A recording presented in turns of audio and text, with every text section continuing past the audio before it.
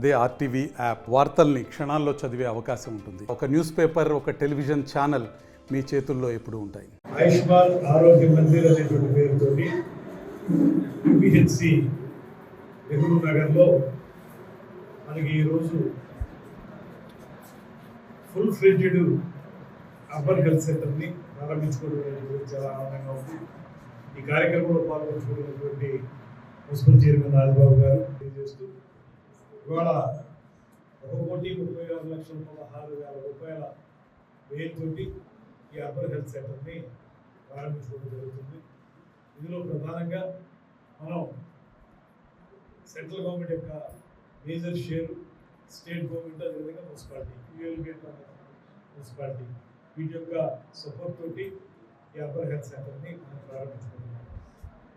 ఇవాళ ఈ ప్రాంతం చూసుకున్నట్లయితే కొంచెం పేదరికం ఎక్కువగా ఉండేటువంటి, ప్రధానికం నివసించేటువంటి ప్రాంతంగాను, అదేవిధంగా వైద్య అవసరాలు ఎక్కువగా ఉన్నటువంటి ప్రాంతంగాను, వైద్య అవసరాలు ఉన్నప్పుడు దూరం వెళ్ళలేనటువంటి పరిస్థితుల్లో ఉన్నటువంటి వారిగా ఇక్కడ ఉన్నటువంటి ప్రధానికం ఉన్నప్పుడు వారికి వైద్యాన్ని అందుబాటులోకి తీసుకురావాలనే ఆలోచనతో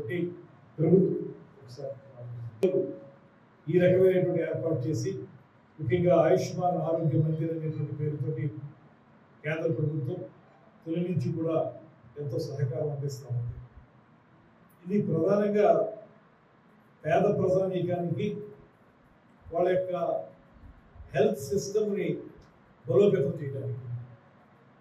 సాధారణంగా మనకు జరిగేది ఏంటంటే, ఎవరైనా సరే ఏదైనా రుగ్మత ఉన్నప్పటికీ కూడా దాన్ని సరైనటువంటి వైద్యుల దగ్గరికి వెళ్ళి దాన్ని పరీక్షలు చేయించుకుని వాటి నుంచి సరైనటువంటి వైద్యం చేయించుకోకపోతే అది బాగా పెరిగిపోయి క్రానిక్ డిసీజ్ అయిపోయేటువంటి పరిస్థితి.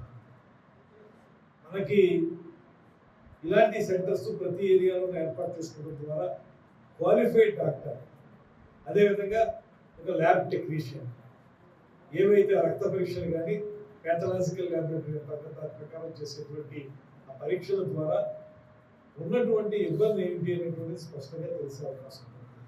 ఎప్పుడైతే ఆ పరీక్షలు చేసి ఉన్నటువంటి ఇబ్బంది ఏంటో తెలుసుకుంటే దానికి సరైనటువంటి వైద్యం అందించడానికి డాక్టర్ కూడా సులువుతుంది. అప్పుడు ప్రత్యేకంగా ఎవరైతే పేద వర్గాలు ఉన్నారో వారందరికీ సరైనటువంటి వైద్య సదుపాయం లభించడానికి అవకాశం ఉంది. నేను ఒకటే మనం చేస్తా ఉన్నాను, ప్రభుత్వం అనేది కంటిన్యూస్ ప్రాసెస్. ప్రభుత్వం చేసేటువంటి కార్యక్రమం అది ఆ ప్రభుత్వం చేసిందా, ఈ ప్రభుత్వం చేసిందా, రేపు వచ్చే ప్రభుత్వం చేసిందా, ఇవన్నీ కంటిన్యూస్ ప్రాసెస్గా ఉండేటువంటి అంశాలు. ఇవాళ మీరు అర్బన్ హెల్త్ సెంటర్ ఏదైతే ఇక్కడ ప్రారంభించుకున్నామో, నిజానికి గతంలోనే దీన్ని పూర్తి స్థాయిలో పూర్తి చేసి ప్రారంభించుకోవాల్సిన బాధ్యత గత ప్రభుత్వం మీద ఉన్నప్పుడు ఎందుకు మీరు ఆ కర్తవ్యాన్ని మీరు నిర్వర్తించలేకపోయారు? బిల్డింగ్ కట్టాం, లేకపోతే గోడలు కట్టాం, ఇక్కడ ఒక పేరు పెట్టుకున్నాం అంతే సరిపోదు కదా.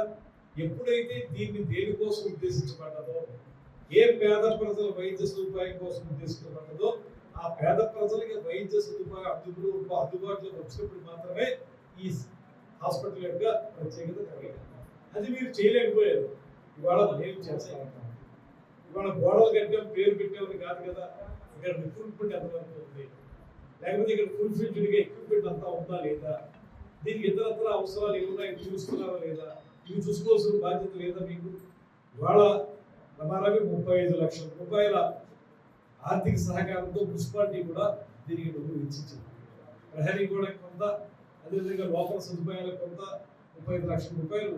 ఈ 1,36,16,000 రూపాయల్లో 35 లక్షలు స్థానిక మున్సిపాలిటీ ఇస్తా ఉంటారు. ఇది ఇప్పుడు ఈ కూటమి ప్రభుత్వం వచ్చిన తర్వాత దీన్ని సంపూర్ణమైనటువంటి హాస్పిటల్గా తయారు చేయడానికి మున్సిపాలిటీ మేము అందరం కలిసి ఒక ప్రత్యేకమైన శ్రద్ధ వహించి దీన్ని ప్రజలకు అందుబాటులోకి తీసుకొస్తున్నాం. ఎప్పుడైనా మనం ఏం చేసినప్పటికీ కూడా అందుబాటులోకి తీసుకురావాలి. మీకు ఉదాహరణ చెప్తాను, ఇంతకుముందు కూడా 2-3 సార్లు చెప్పాను. మనం నిడదవోలులో ఉన్నటువంటి సిహెచ్ఎస్ దాన్ని మనం 30 బెడెడ్ హాస్పిటల్ని 100 బెడెడ్ హాస్పిటల్గా అప్గ్రేడ్ చేయడానికి గత ప్రభుత్వం చేసిన పని ఏంటి? ఊరికే శాంక్షనింగ్ అనేటువంటి మాట చెప్పి ఇన్ఫ్రాస్ట్రక్చర్ డెవలప్మెంట్ కొబ్బరికాయ గురించారు. తెలుగులో న్యూస్ కి ఫాస్టెస్ట్ యాప్ ఇప్పుడు టోటలీ న్యూ అవతార్లో జస్ట్ 5 సెకండ్స్ లో కంప్లీట్ న్యూస్. సోషల్ మీడియాలో ట్రెండ్స్ కి one stop solution. Live TV app voice search option తో ఇప్పుడే డౌన్లోడ్ చేయండి లేదా అప్డేట్ అయిపోండి. యాప్ లింక్ డిస్క్రిప్షన్ లో ఉంది.